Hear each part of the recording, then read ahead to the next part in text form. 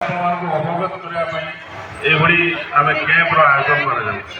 Special camp ଯାହା କୁହାଯାଇଛି।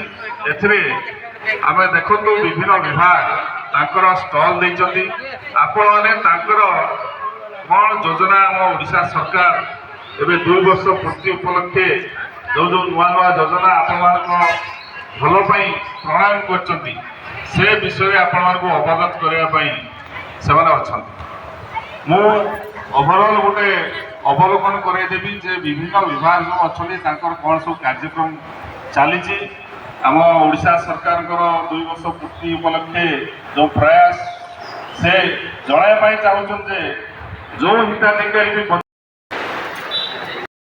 Card per member 5 KG ହିସାବରେ ପାଉଥିଲେ ସିଏ ମୁଖ୍ୟମନ୍ତ୍ରୀ ଅନ୍ନପୂର୍ଣ୍ଣା ଯୋଜନାରେ ପୁଣି ଆଉ 5 କେଜି ମିଳିବ।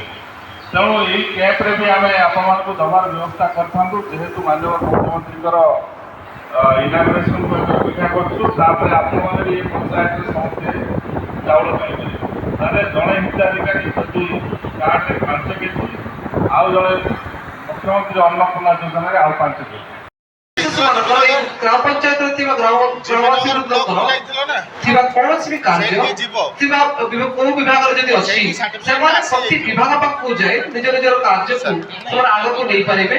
ପ୍ରାୟତଃ ମୁଖ୍ୟ ମୁଖ୍ୟ ବିଭାଗ ଗୁଡ଼ିକ ଆସିଯାଇଛନ୍ତି, ଯେମିତିକି ସିଡିପିଓ ମ୍ୟାଡାମ ଆସିଛନ୍ତି, କୃଷି ବିଭାଗ, ହେଲ୍ଥ, ବିଭିନ୍ନ ପ୍ରକାର ଭଲ ଭଲ ବିଭାଗ ମାନେ ଏଠି ଆସିଛନ୍ତି। ସମସ୍ତେ ସେ ବିଭାଗର ଥିବା କାର୍ଯ୍ୟକୁ ନିଜର ବେନିଫିଟକୁ ନିଜେ ନେଇଯାଆନ୍ତି। ସେମାନେ ବୁଝିପାରିବେ କ'ଣ କ'ଣ आपको ये ओडिशा सरकार तरफ आपମାନଙ୍କ ପାଇଁ ରଖାଯାଇଛି। ଆମେ ବିଭିନ୍ନ ପ୍ରକାର ଆମର ସ୍କିମ୍ ଅଛି ସେଗୁଡା ଆପଣମାନଙ୍କ ପାଇଁ ସେଇ ପ୍ରତି କାଉଣ୍ଟରକୁ ଯାଇକି ଆପଣମାନଙ୍କ ପାଇଁ କ'ଣ